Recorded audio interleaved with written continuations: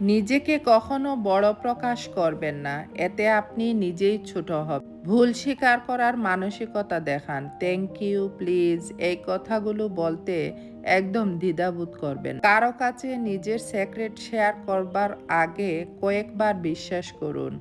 কাউকে অন্ধভাবে বিশ্বাস করবেন না। আপনার অভিজ্ঞতা ছাড়া একদম ব্যবসায় নেমে যাবেন না। ব্যবসা থেকে আপনি বিফল হতে পারেন। পরচর্চা কিংবা সমালোচনা একদম করবেন না। যে ব্যক্তি আপনার সামনে অন্যের নিন্দা করে, সে নিশ্চিতভাবে অন্যের সামনে আপনার নিন্দাও কিন্তু করে। গাধার সাথে তর্কে কখনো যাবেন না। তর্কের শুরুতেই গাধা আপনাকে তার স্তরে নামিয়ে আনবে, তারপর আপনাকে সবার সামনে অপদস্থ করেই ছাড়বে। কখনো না বলতে ভয় পাবেন না। না থেকেই কিন্তু ভালো শিক্ষা আসে। আপনার স্ত্রীর কারণে বাবা মাকে এবং বাবা মায়ের কারণে স্ত্রীকে অবহেলা